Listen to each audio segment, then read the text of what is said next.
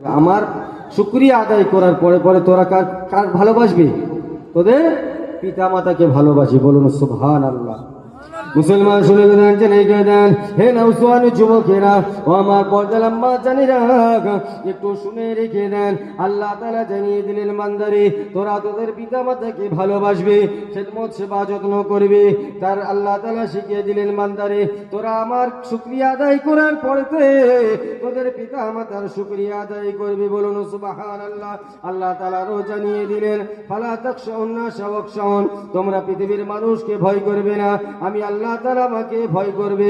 ফালা তাখাফুহুম ইন কুনতুম মুমিনিন, এবং তোমরা ততক্ষণ পর্যন্ত ঈমানদার হতে পারবে না যতক্ষণ পর্যন্ত আমি মালিক আমাকে না ভয় করবে। কাকে ভয় করবে? কাকে ভয় করবে? ইয়া আইয়ুহাল্লাযীনা আমানুত্তাকুল্লাহা ওয়াল তানজুর নাফসুম মা কদ্দামাত লিগাদ ওয়াত্তাকুল্লাহ ইন্নাল্লাহা খাবীরুম বিমা তা'মালুন। আল্লাহ তাআলা জানিয়ে দিচ্ছেন, হে ঈমানদারগণ শোনো, তোমরা আমাকে ভয় করো। কাকে ভয় করবে? আল্লাহকে ভয় করবে। ওয়াত্তাকুল্লাহ, তোমরা আল্লাহকে ভয় করো। ওয়াল তানজুর নাফসুম মা কদ্দামাত লিগাদ, এবং তোমরা তোমাদের পরকালের জন্য কি করবে? কিছু সঞ্চয় করে নিয়ে এসো। পরকালের জন্য সঞ্চয় করবে। ওয়াত্তাকুল্লাহ, তোমরা আল্লাহকে ভয় করো। ইন্নাল্লাহা খাবীরুম বিমা তা'মালুন, আমি আল্লাহ তাআলা সব জিনিসের খবর রাখি। আমি আল্লাহ তাআলা সব জিনিসের খবর রাখি। আল্লাহ তাআলা রাখেন না রাখেন না? হ্যাঁ, এই প্রশ্নটা আমাদের জাগে তো, যে আল্লাহ দেখছে কি, আল্লাহ শুনছে কি? এই প্রশ্নটা মুসা আলাইহিস সালামের এসেছিল, জানেন? মুসা আলাইহিস সালামের এসেছিল। মুসা আলাইহিস সালাম আল্লাহকে বলছেন, আল্লাহ তুমি সব দেখো। কি বলছে? আল্লাহ তুমি সব দেখো। তো আল্লাহ তাআলা বলছেন, হ্যাঁ দেখি। আল্লাহ তাআলা বলছেন, হ্যাঁ সব দেখি। কেন তোমার বিশ্বাস হয় না? না, বিশ্বাস হয়।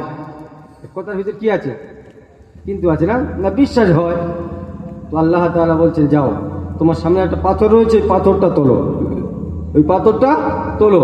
পাথরটা তোলা হলো, ওই পাথরটাকে আবার ফাটালো। আল্লাহ বলছে, আবার দুভাগ করো। দুভাগ করা হলো। বলছে, তোমার হাতে যেটা আছে ওটাকে ফাটাও। ফাটানোর পরে দেখবো ওর ভিতরে লাল রঙের একটা কীট রয়েছে, লাল রঙের একটা পোকা রয়েছে। বলুন না সুবহানাল্লাহ। ওইটা ফাটানোর পরে দেখছে কি? একটা পোকা রয়েছে লাল। আল্লাহ তাআলা বলছেন, ওর রিজিকের ব্যবস্থাটা আমি করে থাকি। বলুন সুবহানাল্লাহ। পাথরের ভিতরে যে আছে, আল্লাহ তাআলা যদি তার ব্যবস্থা করতে পারে, তাহলে আমরা রিজিক নিয়ে এত পড়ে আছি কেন? টেনশন পেরেশানে রয়েছি কেন? বলেন, আমরা থাকি না থাকি না? একবার দর্শন, আল্লাহুম্মা সাল্লি আলা সাইয়্যিদিনা মাওলানা মুহাম্মদ ওয়া আলা আলি সাইয়্যিদিনা মাওলানা মুহাম্মদ ওয়া আলা আলি সাইয়্যিদিনা। জন্ম আবার নবীর যুগে হলে কেমন হতো? জন্ম আমার নবীর যুগে হলে কেমন হতো? আল্লাহুম্মা সাল্লি আলা সাইয়্যিদিনা মুহাম্মদ ওয়া আলা আলি সাইয়্যিদিনা। আস্ত ভেসে হযরত বেলালের মধুর আযান, যে আযানে ছিল এমন প্রেম মুগ্ধ রহমান। দয়াল নবীর পিছে নামাজ পড়লে কেমন হতো? দু নয়নে রাসূল পাক দেখিলে কেমন হতো? জন্ম আমার নবীর যুগে হলে কেমন হতো? আল্লাহুম্মা সাল্লি আলা সাইয়্যিদিনা মাওলানা মুহাম্মদ ওয়া আলা আলি সাইয়্যিদিনা মুহাম্মদ।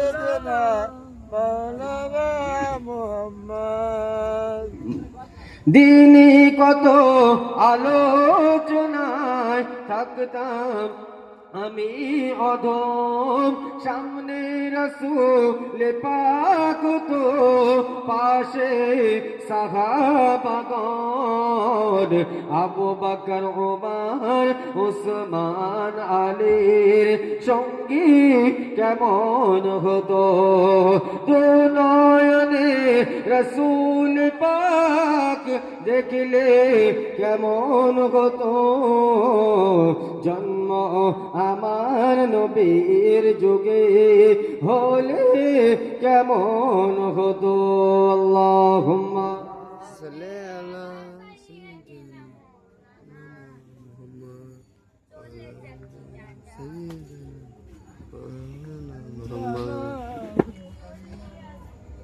ওয়া আলা আলি সাইয়্যিদিনা। তাহলে কোন কথা বলছিলাম? যে পিতামাতার খেদমত সেবার কথা বলছিলাম, তাই না? আল্লাহ তাআলা জানিয়েছেন ফালা তাকুল্লাহুমা উফিন, তোমরা তোমার পিতামাতার সামনে উফ শব্দটা বলবে না। কি বলবে না? উফ শব্দটাও বলবে না। কষ্ট যদি হয়, যদি তোমার পিতামাতা, যদি তোমার মা যদি এ কথা বলে, বেটা এই যে পাহাড় রয়েছে এটা কেটে কেটে তুমি ওখানে রাখো, পাহাড় তৈরি করো, তারপরেও যে কষ্টটা হবে সেটা মাকে বুঝতে দেবে না। বলুন না সুবহানাল্লাহ। সুবহানাল্লাহ। কুল্লাহুমা কওলান কারীমা, তোমরা তোমাদের পিতামাতার সঙ্গে সৎ ব্যবহার, সৎ আচরণ করো। আর একটা শিক্ষা দিয়ে দিচ্ছেন কি, রব্বির হামহুমা কামা রব্বায়ানি সাগীরা। এটা আমরা দোয়াতে সবসময় বলে থাকি, তাই না? এই শিক্ষাটা আল্লাহ তাআলা দিলেন যে আমার রব শৈশবকালে যেমন আমাদেরকে লালন পালন করেছে, যদি ইন্তেকাল হয়ে যায় এই কথাটা বলবেন, তুমি তোমার রহমতের কোলে তাকে লালন পালন করো। বলুন সুবহানাল্লাহ। আল্লাহ শিক্ষা দিয়ে দিচ্ছেন, আল্লাহ শিক্ষা দিয়ে দিচ্ছেন, এ বান্দারা তোমরা তোমার পিতামাতার জন্য এই কয়েকটা জিনিস করবে। বলুন না সুবহানাল্লাহ। তাহলে ওয়াইস আল কারনী কি করছেন? মাকে খেদমত সেবা যত্ন করছে, মাকে খেদমত সেবা যত্ন করছে। আজকের আমরা মা বাপকে কি করি? নিয়ে ঝগড়া করি। আজ 1 মাস হয়ে গেল আমার বাড়ি খাচ্ছে, হ্যাঁ, আর আমার বড় ভাই দেখতে পাচ্ছে না। বলি না, বলি না? ওয়াইজাল কারণী এত মাকে ভালোবাসতো, মা পেয়ারি ছিল। আল্লাহ তাআলা কি ঘোষণা করেছেন জানেন? আমাদের খেয়াল করুন, মুসলমান শুনে গেলেন, জেনে গেলেন, হে নওজওয়ান যুবকেরা ও আমার পর্দার জানিরা, ওয়াইজাল কারণীর উপরে আল্লাহ তাআলা খুশি হয়ে গেলেন। ওয়াইজাল কারণীর উপরে আল্লাহ তাআলা এত এত এত খুশি হয়ে গেলেন, আল্লাহ তাআলা জানিয়ে দিলেন জাহান্নামবাসীরা যখন জাহান্নামের দিকে যাবে, জান্নাতবাসীরা যখন জান্নাতের দিকে যাবে, জাহান্নামবাসীরা জাহান্নামের দিকে যখন যাবে, যখন মাকে না ভালোবাসার কারণে, বাপকে না ভালোবাসার কারণে যখন জাহান্নামে যাবে, আল্লাহ তাআলা জানিয়ে দিলেন ওয়াইসাল কারনীকে কিয়ামতের ময়দানে ডাকা হবে। ওয়াইসাল কারনীকে বলা হবে, ওয়াইসাল কারনী দেখো দেখো এই মানুষগুলো জাহান্নামের দিকে জন্যই যাচ্ছে। পৃথিবীর জমিনে এরা মা বাপকে পাওয়ার পরে মা বাপের খেদমত সেবা যত্ন করেনি।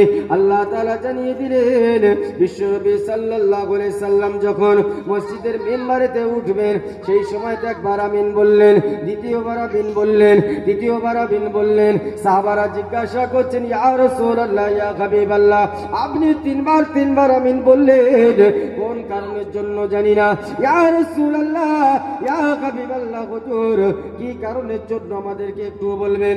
ওই সময়তে জানিয়ে দিলেন, এমন সময় জিবরাইল আলাইহিস সালাম এসেছিলেন। জিবরাইল আলাইহিস সালাম এসে বললেন, রমজান মাস পেয়ে যে মানুষটা রোজা না রেখে তার গুনাহ মাফ করাতে পারলো না, ওই মানুষটা ধ্বংস হয়ে যাক। যে মানুষটা পিতামাতা পাওয়ার পর খেদমত সেবা যত্ন করে নিজের জান্নাতটা হাসিল করতে পারলো না, ওই মানুষটা জাহান্নামে যাক।